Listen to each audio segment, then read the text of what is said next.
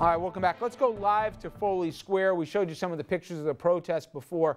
Our own Dominic Carter is there. And Dominic, describe the scene here and also tell us what you're hearing from officials as to the expectations tonight. Well, Richard, we can tell you that this situation has quickly escalated into a major one. I can't begin to describe. You can't see the full crowd behind me. This is just one angle of it.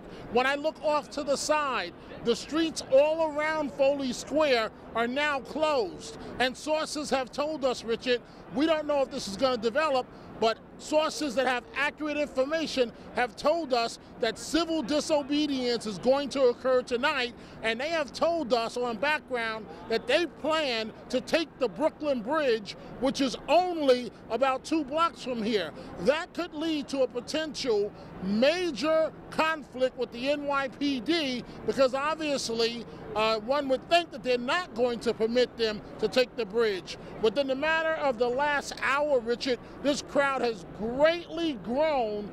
You're looking at just one angle over my shoulder. There are crowds on this side. There are full crowds on this side. Police are arriving more and more and more. And you can tell it's intensifying, Richard, because once the officers with the blue jackets arrive, those are the community affairs officers. And you have to give, Richard, the NYPD credit. This is a major protest, and you don't see the police out here with their riot gear, with their helmets and their sticks. But you better believe we have learned through the NYPD, through their years of training, that about a few blocks from here, there are hundreds of cops standing by with riot gear should they be needed. So within the last few seconds, Richard, we have seen more and more cops coming here at the protest. We have seen plenty of the blue jackets, the community affairs officers. Now, we're monitoring the situation, but we have talked to a number of people. We have had a conversation with City Councilman Dominic Williams. We've also talked to some of the young people that are here at the protest, Richard, to get their point of view. And so now we want to bring you a bit of our conversation with the City Councilman just minutes ago. Councilman Williams, thank you very much for joining us tonight. We know a very busy evening. First of all, a large turnout. Your reaction to the grand jury report and what's going on here tonight? Well, this is what's supposed to happen. I think anyone of good conscience who looked at that video and then heard a no indictment could not in good conscience just sit back and do nothing. So this is what's supposed to happen. So I'm excited to see that. I think maybe last night people were trying to figure out what to do, trying to absorb it. I know I was going back and forth from numbness to abject anger, and it's time to act. Like it just can't be business as usual. Councilman, why, and I'm asking you this question because a lot of people watching you at this very second, you said you're very angry. Why? Because you sometimes try to find a way to explain what is happening. So we go through these things and we pick out things and say, well, maybe this happened, maybe that happened. But here we had it clearly on video. We have a pattern of black and brown, usually men, getting killed by law enforcement with absolutely no accountability. And you can't understand what's happening. But this was simply appalling. Like, very rarely do you have a video from start to finish where you can see everything that you would question. And you come away with saying that everything happened the way it was supposed to. Nothing went wrong. And remember, the question is not, it wasn't a trial. It was only about, was there enough there to say we should say something wrong may have happened so we can go to trial? If the answer to that is no, then where are we? I mean, it's hard to understand that. Like, I really haven't found the words to really describe it. But it's a very large issue. It's across this country. We focus in on the police, which we should. There's a cultural change that needs to happen there, but more importantly, we have to admit to ourselves that communities across this country, black and brown, are treated differently because of race and class, and have been for a very long time. And we have to address that issue, because what I hear often is that these communities ask for police and they want police, which is absolutely true. But these communities also ask for better housing conditions. They also ask for youth programs and community centers. They also ask for jobs. They ask for their streets to be clean and their garbage to be emptied. But for some reason, we don't hear those asks. We only hear one. And so when you send one type of resource to deal with all resources, we're going to have a problem. So we have to admit to ourselves that we have a problem and stop pushing back on that so then we can solve it. And it's not just me. I have colleagues that are here behind me, that are with me. Akai Gurley's family is behind me.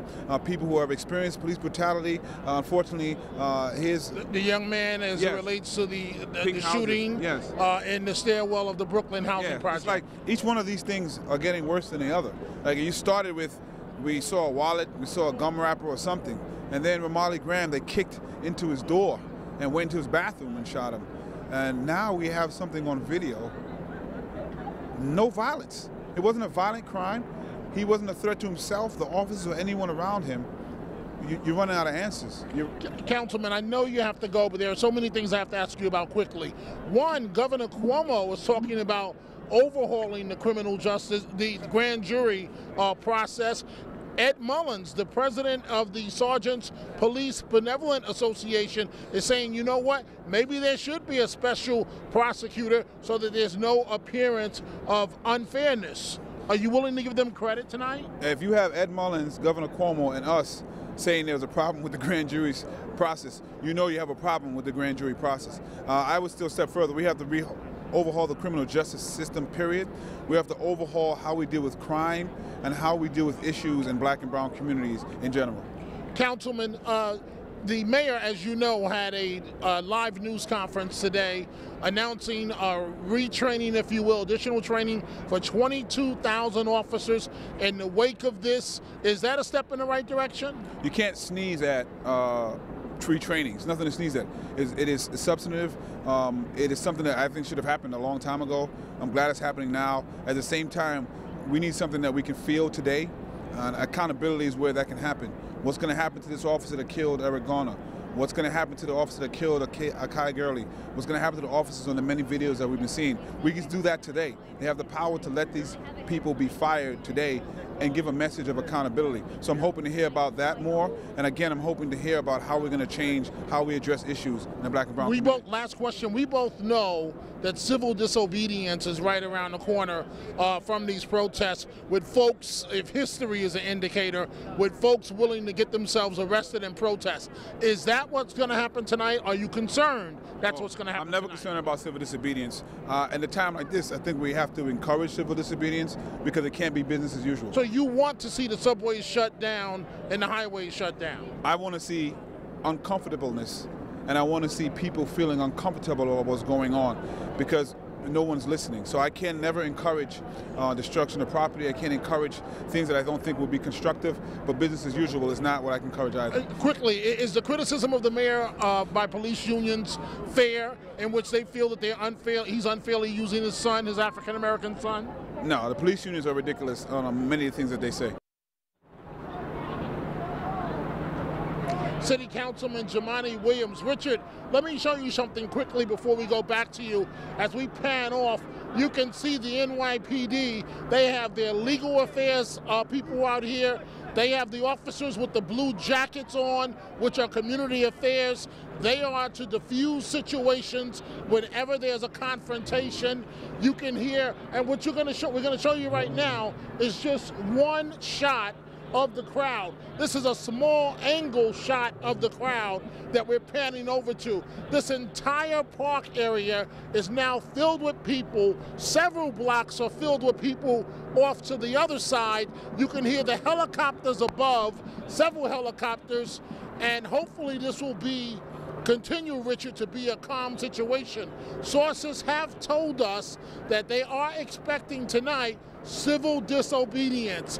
That is when there is a clash, a potential clash between police and protesters. Sources have told us that it could change, but they plan on taking the Brooklyn Bridge, which is only 2 blocks from here. So we'll be coming back to you live, Richard. That's it for now. Let's go back to the studio. And just one thing, Dominic, we saw the protest play out last night. We saw marches on the West Side Highway, obviously disrupting traffic, but they made it clear they moved them away from the bridges, so there were no closures.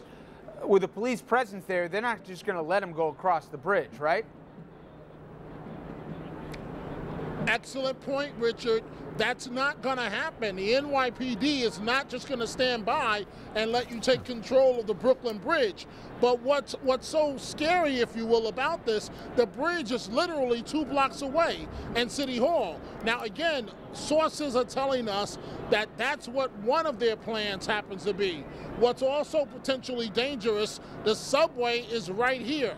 So remember in years past, with civil disobedience, they would literally go down to the subway and sometimes lay down on the track to stop the trains. So if your goal is civil disobedience, and who knows, maybe this will stay peaceful, but if your goal is to shut things down, it's very easy to do it from here. But all you can hear, Richard, are the helicopters above, and thank God everything is still calm, and there are a lot of people out here. All right, Dominic, we'll check back with you in a little bit. I got to take a quick break here. When we come back, I'm going to talk about the next step of this, because we're talking about bringing in the Justice Department, and that and your calls straight ahead on the other side of the break.